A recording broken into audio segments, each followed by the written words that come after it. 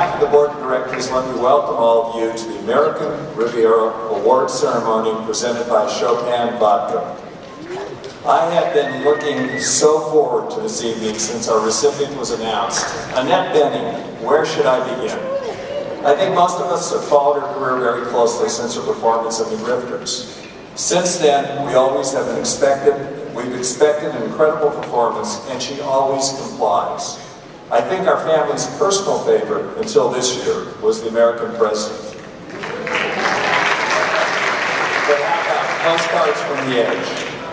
American Beauty. Being Julia. Or Regarding Henry. However, in 2010, she had two truly incredible performances. Mother and Child, and her Golden Globe winning performance of The Kids Are All Right. So let's get started. It's my pleasure to introduce tonight's moderator, our executive director, and the driving force behind our festival, Roger Gerling.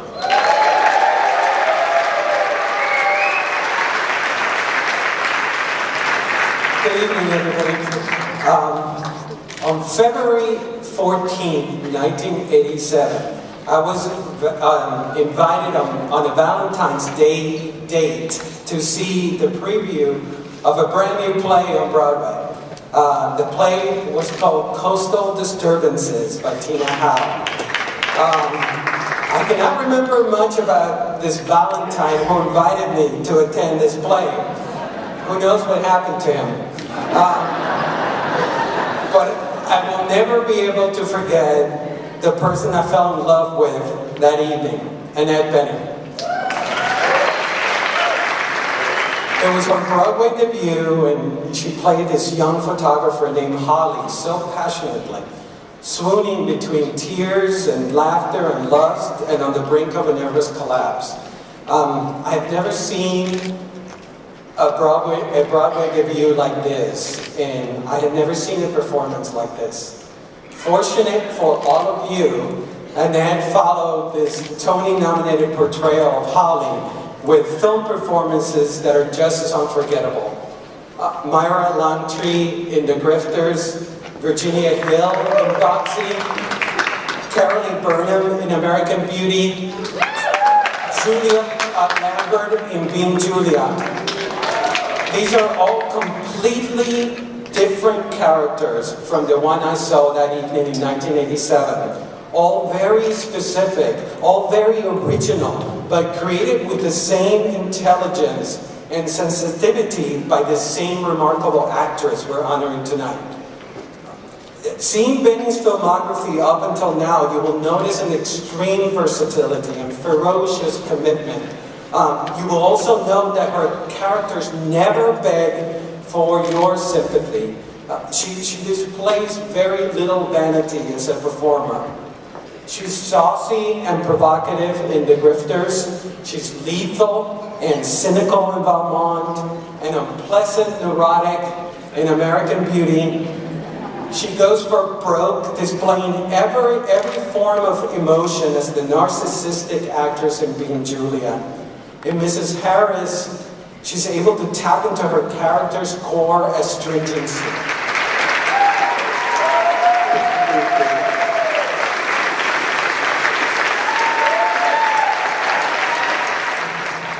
That was beautiful. Thank you very, very much.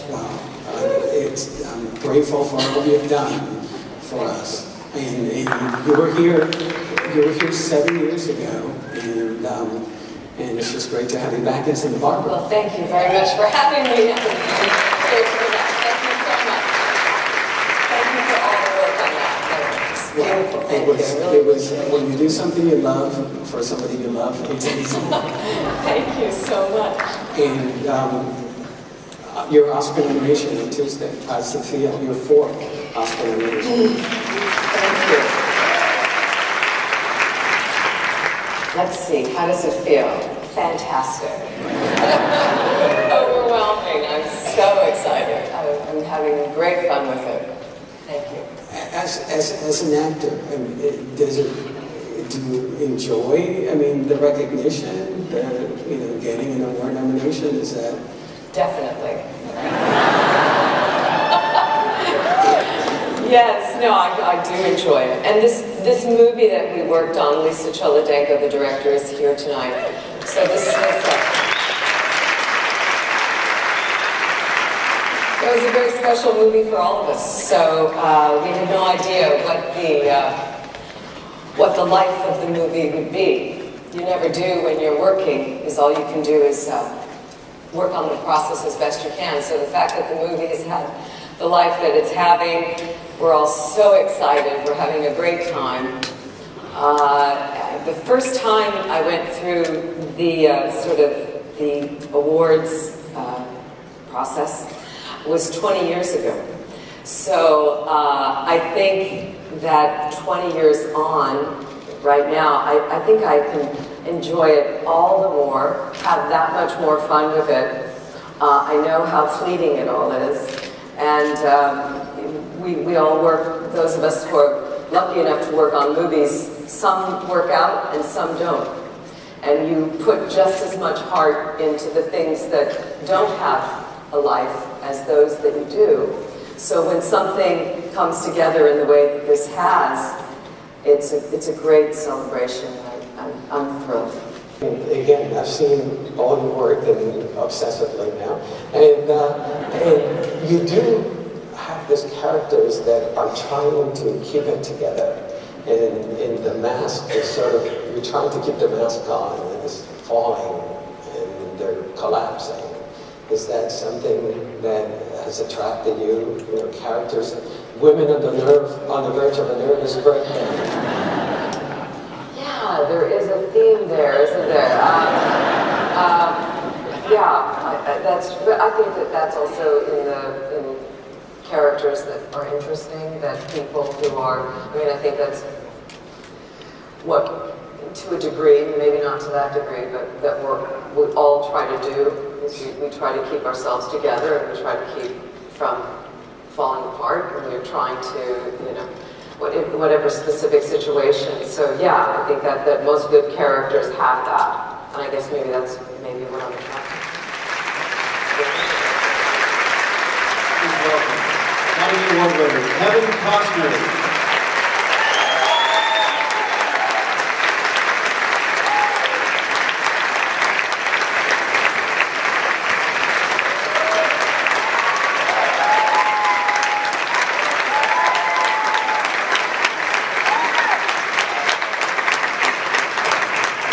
Good evening.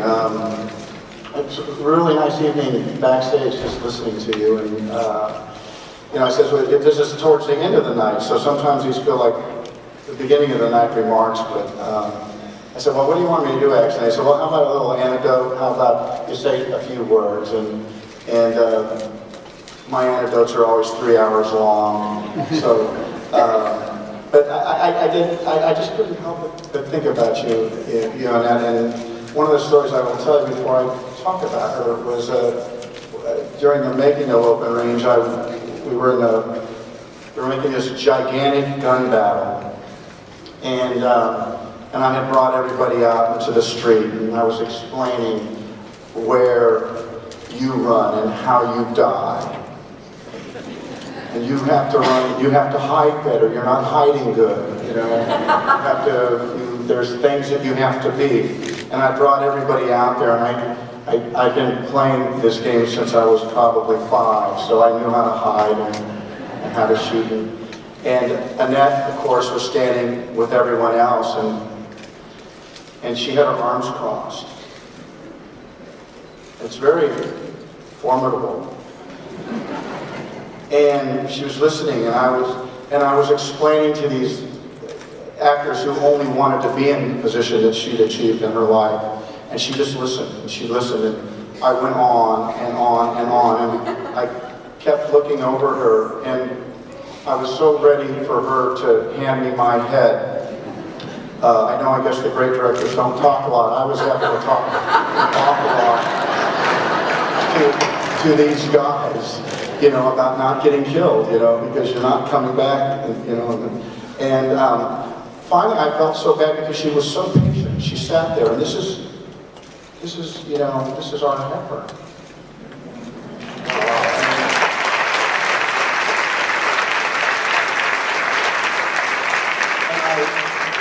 I looked over to her and I found these great words of wisdom as a director, you know, and I looked at her and I said, Annette, I'm so sorry, this is the boys' part. She looked at me and she said, I understand. And she did. She is a director's best friend. And it wasn't about her, it was about the movie. And so I wrote a few of these things down, and I just going to start a little bit here. It's just, you know, really for, I don't know how many years, the last 80 years, directors from all over the world have been shouting out the word action. And it's purely an American word that has somehow found its way into every language, into every accent imaginable coming out of director's mouth. It's really an odd word to use, given that most times it's anything but action that's required to create a moment in the life of a movie that we'll never forget. So, what is a director really calling for when he says action? And I think I can tell you, and I don't think I'm giving away any trade secrets here when I do. The word action is really a wish, masked by a hope and supported by a prayer that something magical happens, something unexpected, something so spontaneous and close to the truth of the human condition that we have to stop and we catch our breath and we tell ourselves that could have been us, that was us. Something so real, so electric in its simplicity, that everyone working on a set on an already long day stop and watch, and they're reminded of why they got into this business in the first place. Something so unforgettable that some scumbag director finds a way to take credit for it years later. Yeah, I coached her on that little thing. You have to see right there. Just got her to move to her right a little bit and pulled it right out of her. I wonder who has the creative courage to take credit for this actress's work. Anybody? I didn't think so. When I was asked to introduce you tonight, Annette, I felt honored. And it didn't matter to me how far down on the list I was. I know Jeff Bridges has had a real great year.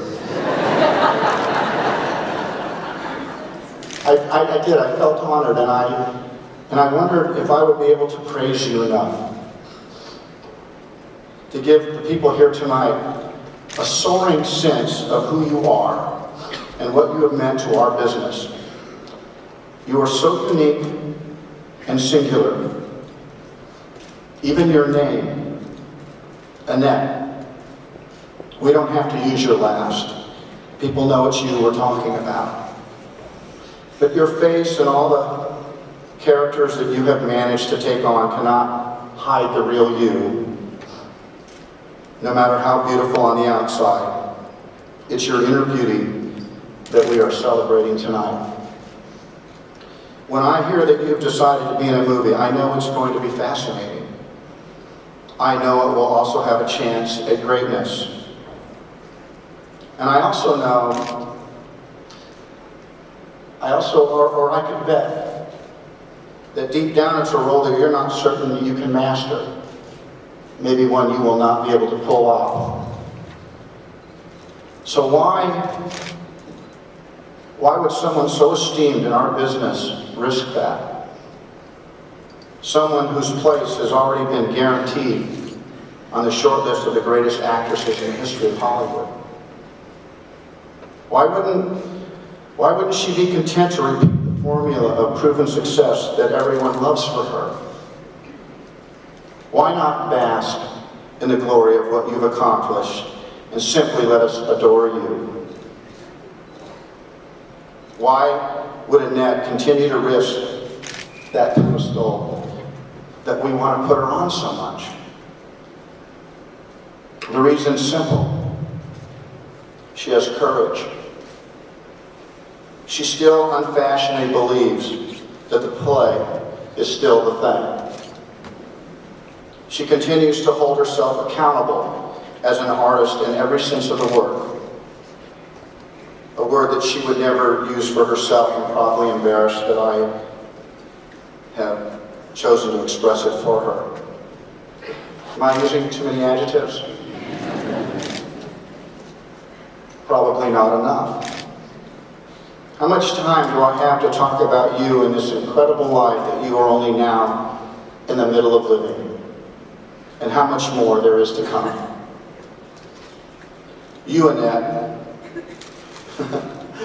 who else but you could have landed Warren's great heart and created a home for this legendary wanderer? You've given your lifetime role to your children. You've dedicated time to humanitarian causes. You've given friendship to so many who love you truly. You are a first lady in more ways than you know. You are a woman for all seasons, and you deserve to be honored tonight. You honor your profession, and you honor yourself. You are a director's best friend, a prepared actress. And I thank you personally for the privilege of directing you, or kind of talking to you. Just getting out of your way. So come up here and let me hug you.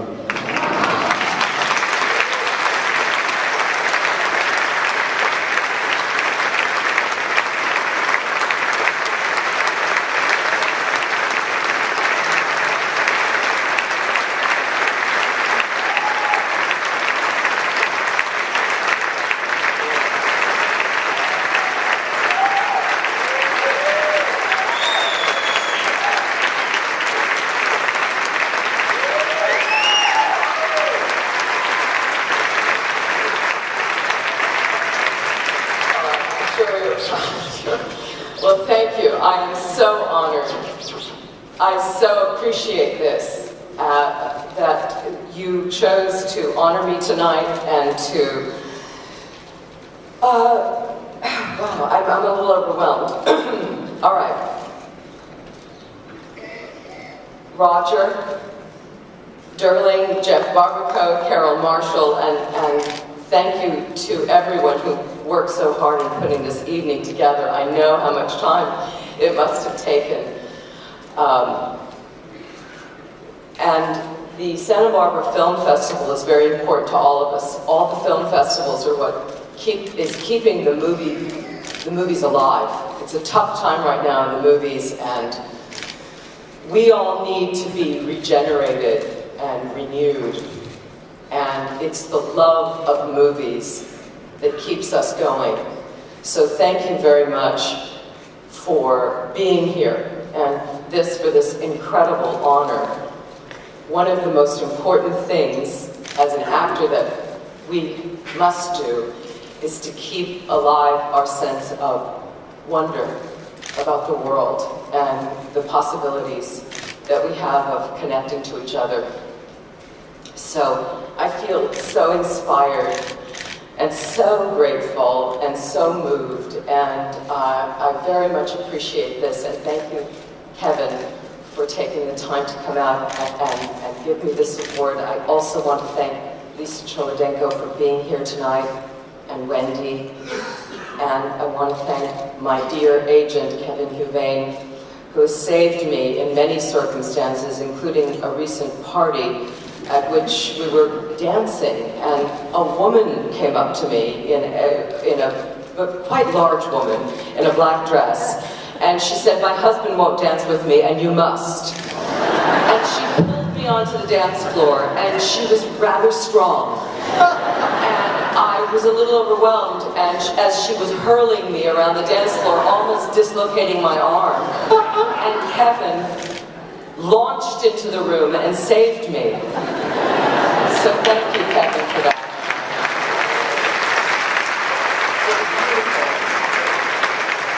I also want to thank, there's one movie star in this room that hasn't been recognized sufficiently tonight, And that's my husband, Warren Beatty.